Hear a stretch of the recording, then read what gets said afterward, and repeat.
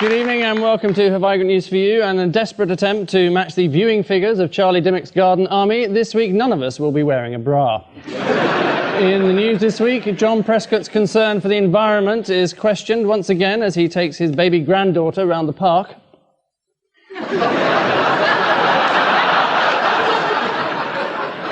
There's a boost for the Irish peace process as the IRA reveal the whereabouts of Shergar.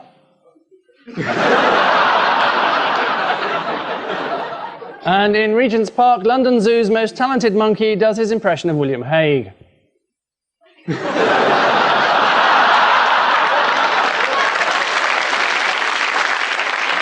On Ian Hislop's team is a chef and former professional footballer who realised he was in the wrong profession when he asked for his half-time oranges to be served caramelised with a raspberry parfait, Gordon Ramsay.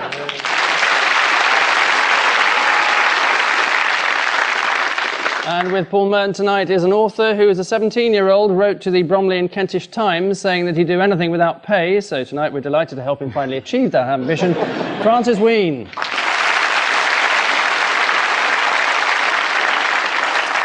Round one remains unchanged in spite of popular demand. Ian and Gordon, your amuse-bouche. That's French cows eating merde. There's Nick Brown talking merde. So it's the confirmation of the French ban on British beef. Arrogant bastards. So you disapprove? Slightly. Right. Will you be handing back your Michelin stars? And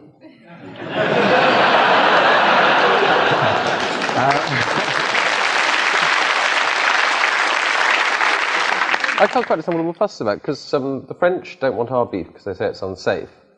We don't want their beef because French cattle don't know the difference between a feed trough and a public lavatory.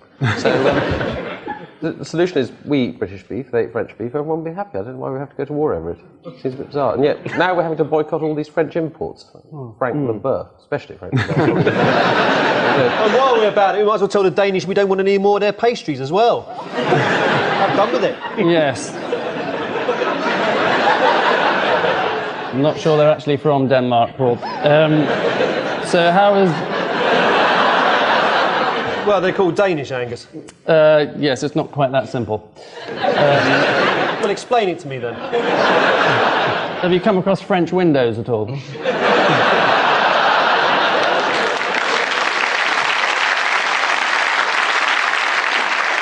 you think they'll lose a lot of money from the truffle season and things like that if we don't buy their... I think there's going to be a restaurant would serve truffles, wouldn't they? Normally, sure.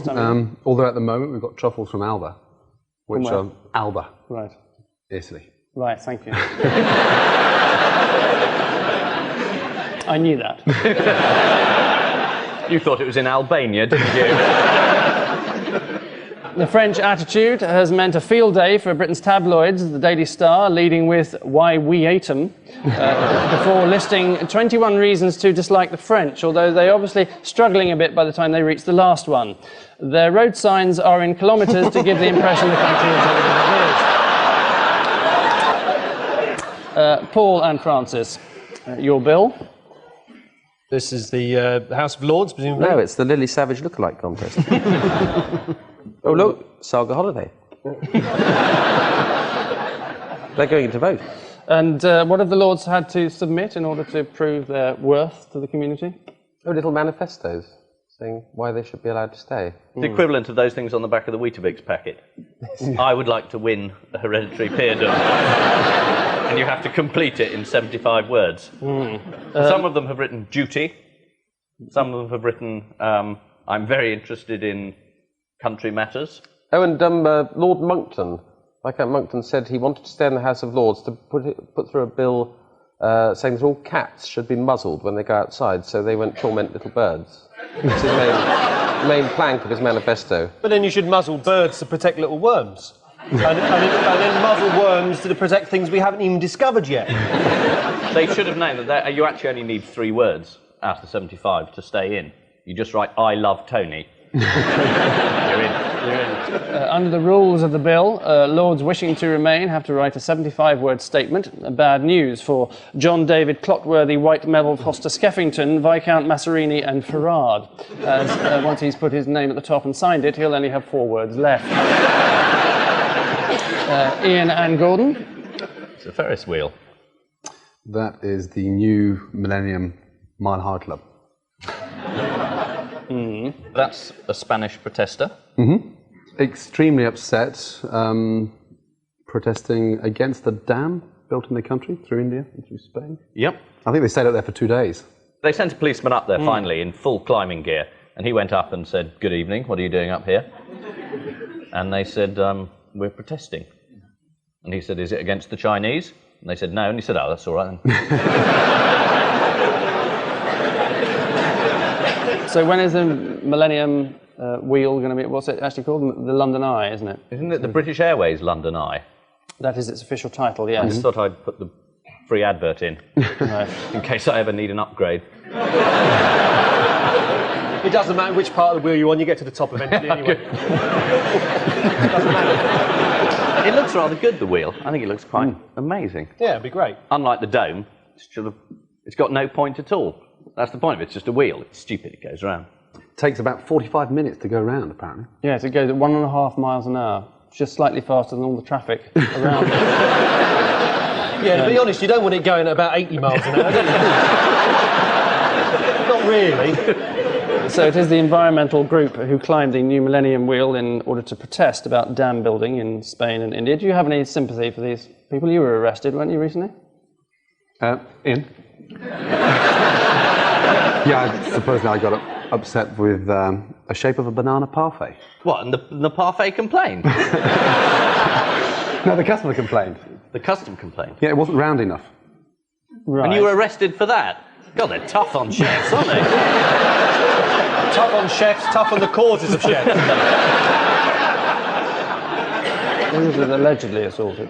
Oh, some pastry chef that couldn't sort of, coincide with one's individual standards. Right. And he's sitting up taking light refreshment now, is he? No, funny enough, he's left the country. Has he? Yes, surprise, surprise. It is, yes, anyway, the environmental group who climbed the new Millennium Wheel. According to the London Evening Standard, the protesters struck at dawn, evading low-level security, or Bob, as he's more frequently known. And finally, Paul and Francis. That's Tracy Emin, I think, isn't it? Is that her there? This is the Turner Prize, isn't it? That's is it called Bed? My bed. My Bed. My bed, yeah. These are two, I think they're Japanese sort of performance artists who wrote slogans across their bodies and then jumped up and down and had a pillow fight. And they were arrested by 2 security men who also turned out to be performance artists. And they were taken away to a police station, which wasn't a real police station, it was made out of fiberglass. And it was a winner of the Turner Prize in 1989. And the Japanese performance artists were deported back to Japan, which was not the real Japan, it was made out of bed linen and sort of scale of Japan. It's a very unpleasant exhibit, isn't it? Soiled and stained were the words I saw in the report. And it does symbolise something, according to Tracy. Gullibility.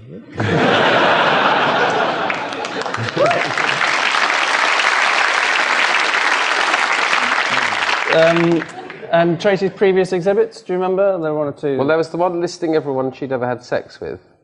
That was a major... It was sewn into the canvas of a yes, tent. a Yeah. tent. Do you know who bought that eventually? Charles Saatchi. How much? 50,000? £40,000, yes. Well, he was one of the names. No, he wasn't. So who were these protesters that we caught a glimpse of there? Well, I think they were Chinese, weren't they, rather than Japanese? But they'd been art students, and they said that they felt she was too conservative, not avant-garde enough, and they wanted to make it more fluid. Though actually, Yeah, so they did complain, though, that they were prevented from having critical sex. That was their complaint. Critical sex. Critical sex. Oh, we're all familiar with that, aren't we? Is that it?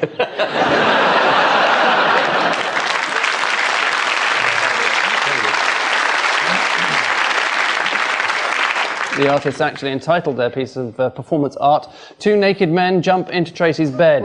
This was soon followed by another piece of performance art, 2 security guards kick the shit out of 2 naked men. Which brings us to the end of this opening round, and if you don't want to know the scores, look away now. So, 4 all, and still having to play.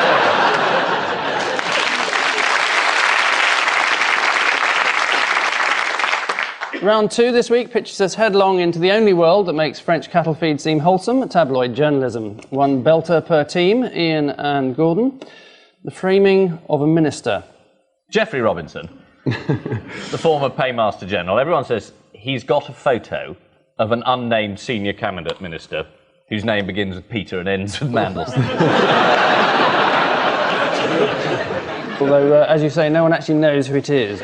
With some teenager, but then Geoffrey Robinson says, I haven't got this photo and I wasn't releasing it anyway. And no one can work out where this story came from. I expect Francis knows because he knows everything, but... Do you know Peter Mandelson? Yes, I do, yes. Right, okay. But luckily no photographers have been around to record our encounters. What exactly do you mean by that? This photo, I haven't seen it yet, so this could be the one. Well, it could be you and him. It's possible. Though the person was described as a teenager, so I think I'm in the clear. Right. What were you doing with Peter Mandelson? He's a very friendly chap. No, it was all a silly misunderstanding. There was an event a few years ago, long time ago now, really, at a party where he just greeted me in his usual affectionate way. Very affectionate. And people jumped to the wrong conclusion. And then about 8 years later, it turned up in Punch magazine, I think, world exclusive, Mandelson Snogs Wheen. And it said this was at a publishing party given by Faber and Faber, which it wasn't actually, but never mind. But they said it was, and they said, but to judge by their behaviour, it should have been Mills and Boon. And it was just an innocent, full-on tongues French guy.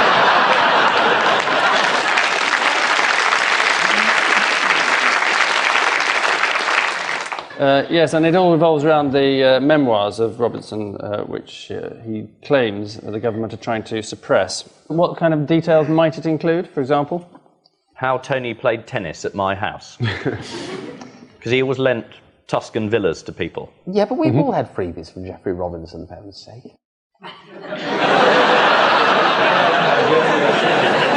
No, he invited me to Euro 96, the semi-final, England-Germany at Wembley. I'd never even met him at that stage. It was a phone call saying Geoffrey Robinson wondered if you'd like a ticket to the England-Germany game at Wembley. And you have to say yes, really, don't you? I sent him a thank you letter afterwards. He then invited me to a party. One thing led to another. What about your mortgage at the moment? How's that? It emerged this week that Geoffrey Robinson has pictures of a certain senior cabinet minister in a compromising position, although when the Sun reported the story, they were careful to state that the allegations do not disclose the identity or sex of the minister. In fact, they had no clues as to who it might possibly be. Paul and Francis, www.eggs.com. Is this the story that came up at the weekend about the man Ron Harris, the American who wants to sell models? Female models are going to sell their eggs over the internet for those who want to have beautiful babies. Ron's justification is that this is the first society that we live in to truly comprehend how important beauty is. And we can see Ron here. Are those the eggs he's selling behind? My biology's not too hot, but I think they're a bit big. They might be right behind him. And who else has gone online this week and admitted their computer ignorance for an extra mark? Tony. Yeah. Well, he says he's computer ignorant, but he went to the Sun, to their bun.com site, and actually he did very well, because it said click on icon, so he looked at the photograph himself and clicked on it. 8 eggs belonging to beautiful models are already on offer. There would be more, but apparently the rest have already been fertilised by Mick Jagger. According to The Mirror, one 25-year-old brunette reveals she has a 34B bust and a 79-year-old grandmother. Well, something for everyone there, I think. Which, in conceivable nonsense, means at the end of this cycle, it's Ian and Gordon who are going down the tube, trailing as they do 6-7.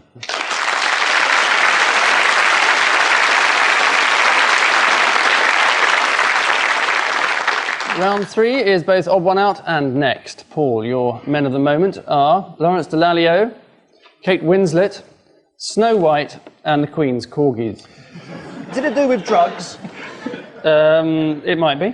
Because Snow White was sort of drugged, wasn't she, in the story, the poisoned apple. So that could be a drug, couldn't it? You know, sort of poison drug. Lawrence, according to the News of the World, he boasted that he'd been taking cocaine and ecstasy, which he later said, no, I was just making it up just for chatting away. And the corgis, they've been drugged as well. Yes. I'm afraid yes is not the right answer. It could be in an ideal world. Yes, which this...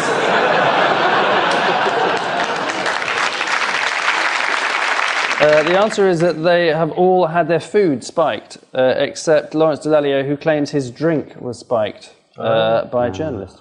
What was Kate Winslet's? This was story? during a cast meal during the filming of Titanic. What was it spiked with? It was their lobster chowder that was spiked with angel dust. Really? That's like that instant whip stuff, isn't it? Strawberry, vanilla and chocolate. No matter how you made it up, there was a bit of powdery bit. That was really old. Do you knock that up, Gold Gordon, if you get busy?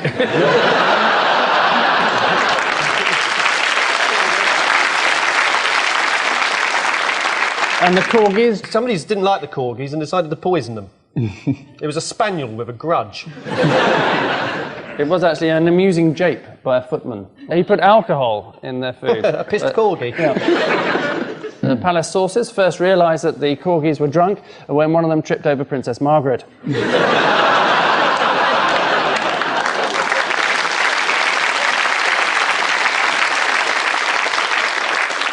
Newly married Kate Winslet had her food spiked during the filming of Titanic. She recently said, "Look, I burp, I fart, and I don't necessarily shower every day," although the vicar would have been happy with a simple "I do."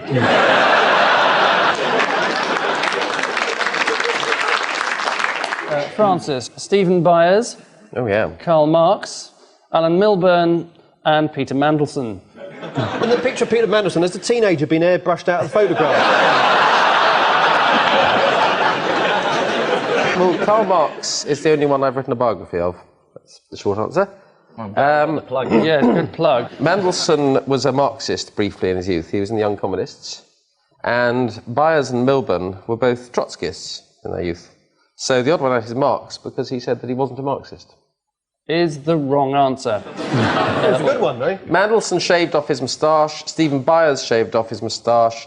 Karl Marx actually did shave off his moustache and beard at the very end of his life. Alan Milburn is the only one who hasn't shaved off his facial hair. It is terribly close to being the right answer, but in fact wrong. That'll be because you've done the research wrong and you've done Marx as the only one who hasn't shaved it off. You didn't know the Marx. Well, he was the only person who was famously bearded, whereas the others shaved off their moustaches in order to get into the cabinet. So you're arguing with the biographer of Karl Marx that he's wrong and you say you're right? Well, as far as I'm aware, Karl Marx didn't shave it off in order to get into the cabinet. They shaved off his moustache as well as the beard. To get into the cabinet? Yeah.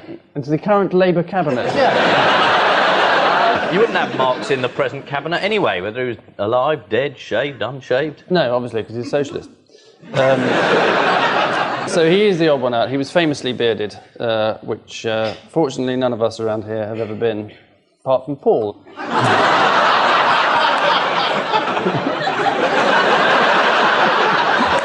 It does look like me, doesn't it? All the others shaved off their facial hair in order to get into the cabinet. This is what Peter Mandelson forcibly removed. This is what Alan Milburn sacrificed. This is what Stephen Byers very sensibly erased. No, he's got the Groucho Marx kit there, isn't he? The glass has come off with the moustache.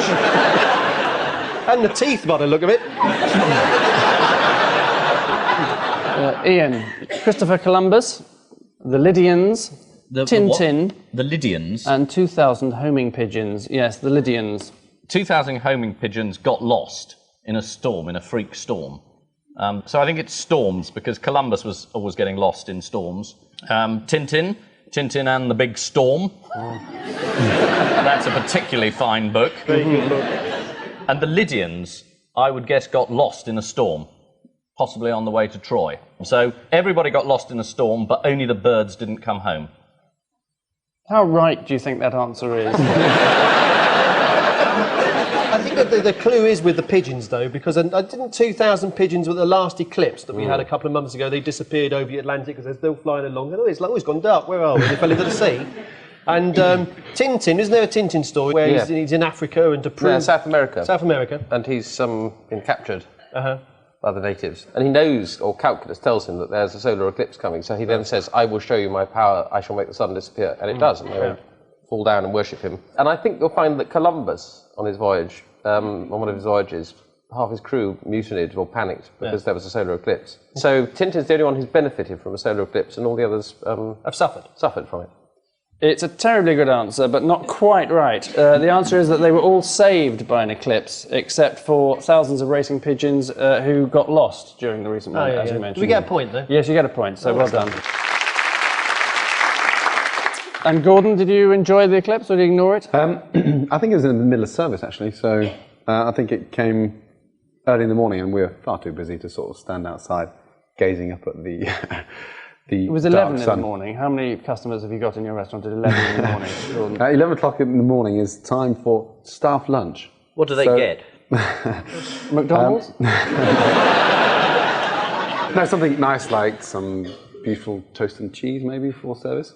Something not too heavy because obviously you've got to move around a lot. Service is very difficult, it's very hectic. And you don't want to spend too much on staff lunch, do you? Bit of toast, that'll fill them up. You obviously can't interrupt having toast in order to watch an eclipse, which only happens over definitely 1,000 years.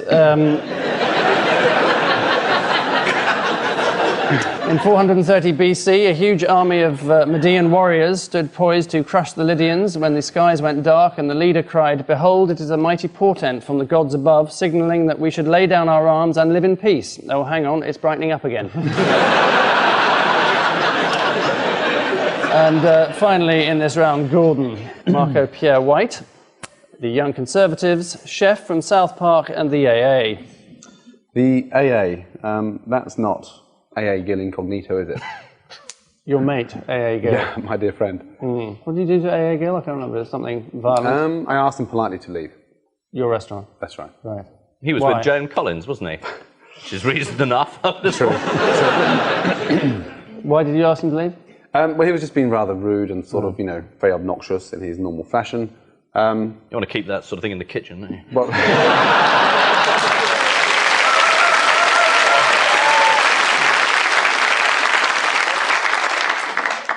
teamwork. Yeah. Is it to do with them reinventing themselves or packing things in? Because the Young Conservatives have been closed down. They've renamed themselves Conservative Future, or something rather odd, optimistic title. It's not the right answer, no. It does involve the renaming of the Young Conservatives. Well, that was CFUK, they tried to call it, until they were stopped by the French Connection. Yes, why? Well, because French Connection has a copyright on the letters F, C, U and K in whatever order they appear, apparently. That's part of the answer. It's something that Marco Pierre White was in the news quite, well, this year about. Oh, he was sued for passing off, wasn't he? Because the pictures in Quo Vadis, well, if you call them pictures, look very much like Damien Hirst's, but actually they're by Marco, and they had a great lawsuit over. But you'd never know, because they're equally terrible. Is there a lawsuit against the chef in South Park? For obscenity? So he's the only one who hasn't been sued for passing off? I think I can probably give you one for this. They've all been accused of plagiarism, except for Chef, who is the subject of a copyright infringement case in the UK. The AA has been caught plagiarising maps which were originally drawn by Ordnance Survey. According to one report, sometimes the map makers deliberately miss out apostrophes in place names or add a stylistic flourish to the end of a road. Must be one long crazy riot in that office. Which cheap imitations mark the end of this recycled material, and it's Paul and Francis who look to be the genuine articles, leading as they do 11-6.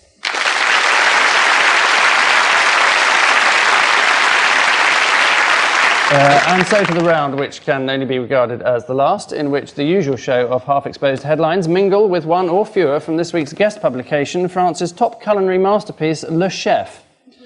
Le Magasin des Chefs. Hot off the press.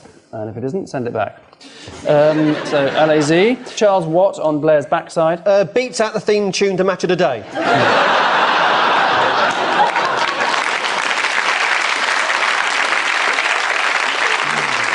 Dandruff. None of it.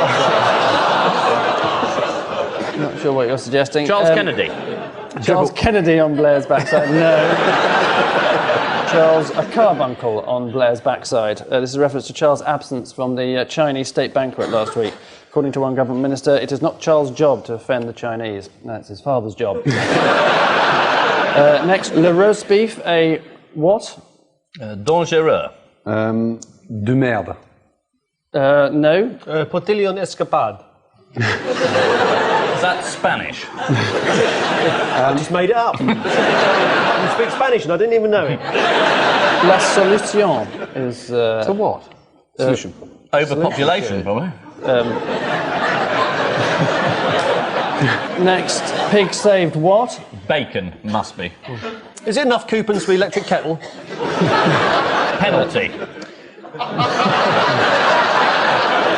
Bacon was, in fact, the right answer. It's bacon, perhaps. This is Eric Nicholson, who has a pig's heart valve transplanted. The first meal they served me in hospital was roast pork, and to my amazement, I just threw it all up, he said. I don't think it'll amaze anyone who's eaten hospital food. Next, what for the hairless? Hope. Hair dry with no motor.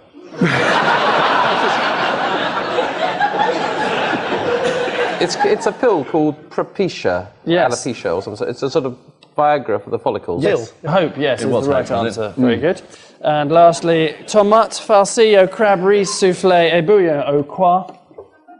Oh, excrément. Oh, Cocoa. Au calcutta, no. Good guess. It's a French drink, actually. Oh, Pernod. Dubonnet. No, could be here for a while, couldn't we? oh, Orangina. No, it is, in fact, sounds far more disgusting. A bouillon au noix poire. Yeah, vermouth. Is that the sort of thing you'd knock up of an evening? Nice velouté nolly pois. I was talking to Ian. Oh, sorry.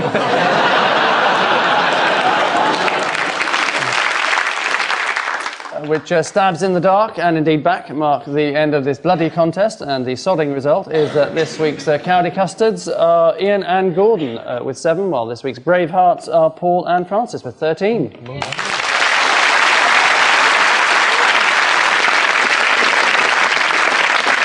And I leave you with news that in Westminster, another hereditary peer arrives at the House of Lords to prove his suitability for modern government. At the Monsanto laboratory in Hereford, the world's first genetically modified dandelion claims its second victim.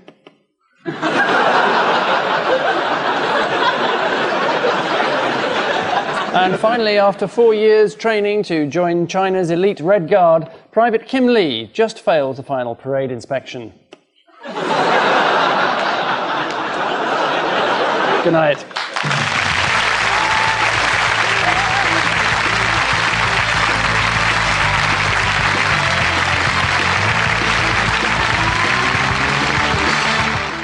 There are ghostly goings-on in Dangerfield in a couple of minutes on BBC One.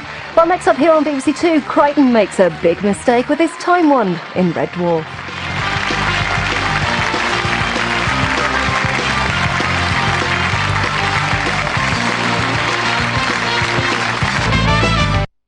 On one of his regular